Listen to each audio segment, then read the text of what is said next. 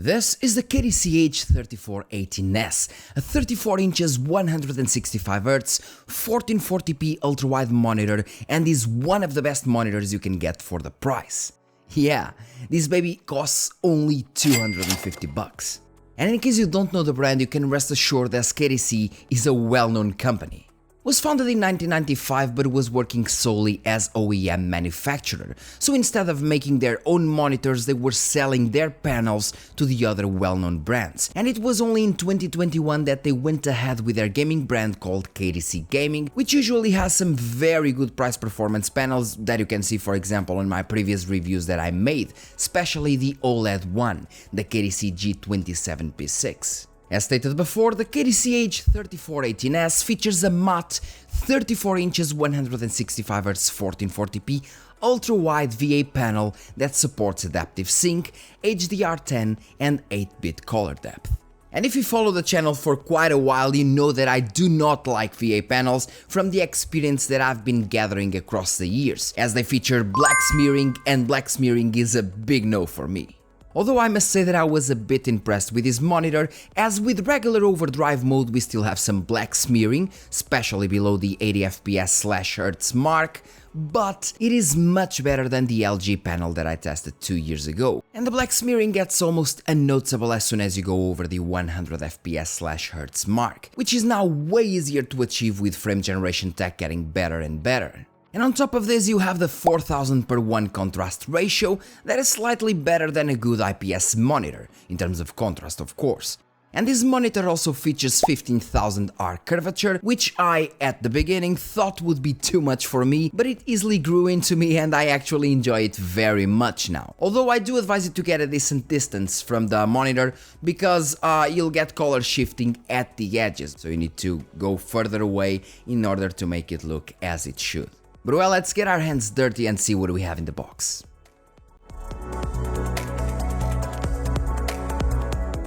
In the box we have a bag with several things, being them a product warranty card, the display user guide, a HDMI cable, a DisplayPort 1, and then we have the usual power connection, with the power unit staying outside of the monitor as usual nowadays. And then we have these screws which will be used for the structure. As for the monitor itself, we have a V-shaped base, the monitor's arm, and the monitor, with the awesome ultra-wide aspect ratio and the 1500R curvature of course. In terms of assembling, the V-shaped base is kind of a bit old school here, and instead of using the usual easy screw mechanism, we have 3 screws we need to set properly in the bottom of the base. But I mean, you'll just have to do this once, so it is not really a big deal for me. And once the structure is properly set, you can attach it to the monitor with a sliding mechanism that's solid and easy to use. And don't worry, as it will lock the monitor properly to its place, so you don't really need to worry about dropping it in the middle of the assembling process. In terms of design, the monitor features the standard black and red pattern, with black for the whole monitor, actually the whole monitor front and back, with the only part in red being the bottom of the base that deals with the monitor's rotation. And it features the KTC logo in the front only, as opposed to other models, but instead of having the letters KTC we now have the brand logo, which in my opinion looks much better. And in case you like RGB, of course, you have an LED ring in the back that will cycle through several colors, or it can be turned off if it is just not your thing. So overall the monitor looks quite standard of course, but it still looks great, especially for what it costs. In terms of ergonomics, the monitor can be tilted from -5 to 20 degrees, swiveled by 20 degrees for each side, and pivoted by 5 degrees in each direction. The total height adjustment range is 9 cm or 3.5 inches, with the minimum distance from the table to the bottom bezel being around 8 cm, 3.15 inches. And by the way, the monitor weighs around 7.5 kilos, so you might want to have a solid base for it, as it is quite large and heavy. Well, you can see it.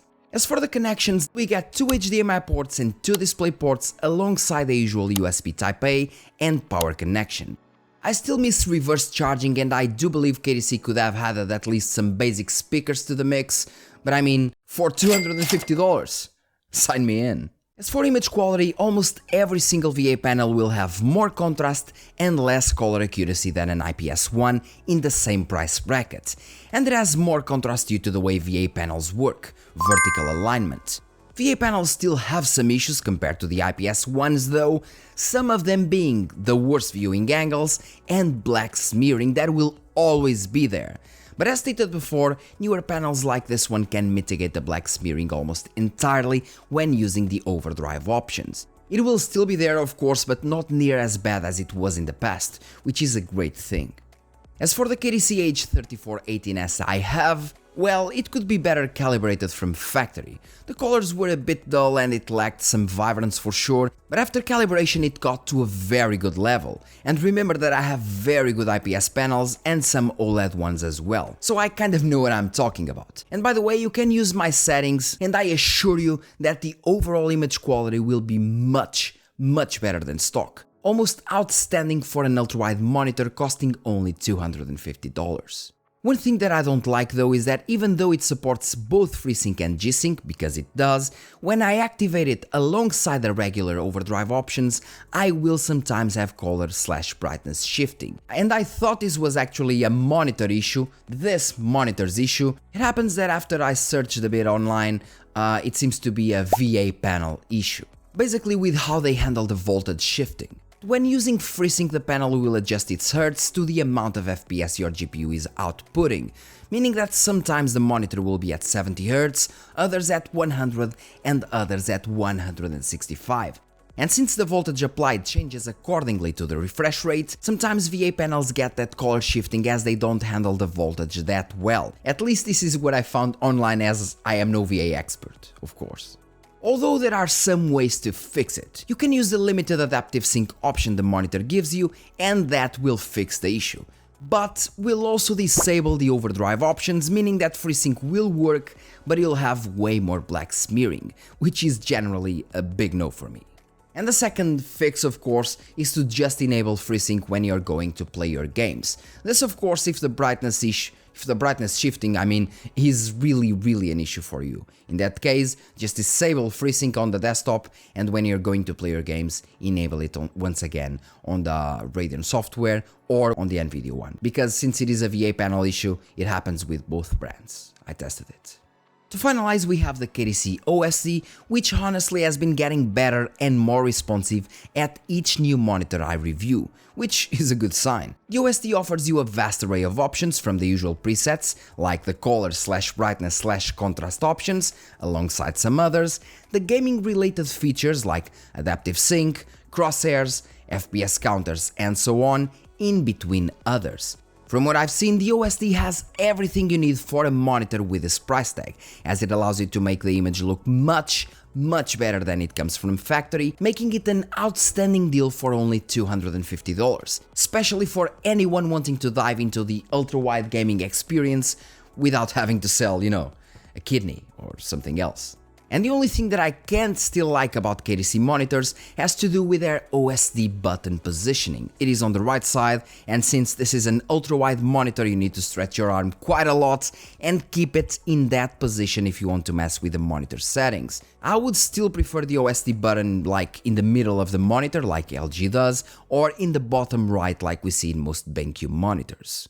But all these flaws can be mostly ignored as soon as you think about the price tag, because once again, for $250, I believe the KTC H34S18S is almost unbeatable. As with some tweaking, you can get a very good image quality out of it, and it's 1440p ultra-wide running at 165 Hz, so it just feels overall great and smooth when playing games, and I believe this monitor can be a major step up for people actually playing with 60 or 75 Hz monitors. A major and affordable step up.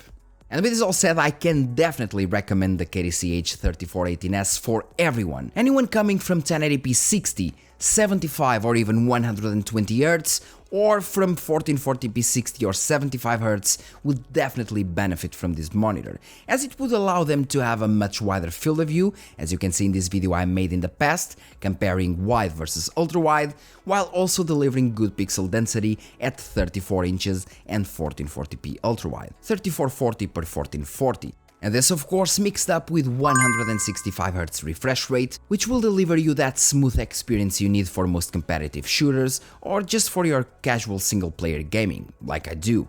Or let's say if you just want a secondary monitor, or if you just don't really care about the panel type and so on, and you just want a good looking monitor, I don't really know, for an affordable value, then definitely the KTC H34S18S is what you want to get. I mean, I really like it. And I believe that's all for this video, guys. Thank you very much for watching. Don't forget to like, subscribe and share this video. And I want to thank, of course, KTC for sending the monitor, as I was pleased. It was a very pleasant surprise. It has its issues, of course, but overall it is definitely one of the best buys that you can do at $250. I was impressed as soon as I saw the price tag. I was aiming for like $350 or something like that, but at $250 it is just a killer deal. After you can't really see from the camera because it's hard to see, but the image quality for a $250 monitor, 165Hz, 1440p is just, yeah, it's just insane after you calibrate it. So it's one of the best deals you can get right now if you are aiming for a really affordable and good quality monitor. That's it. As usual, if you have any doubts, leave them in the comment section and I'll answer as soon as I can. Thank you very much for watching and see you in the next video. Cheers!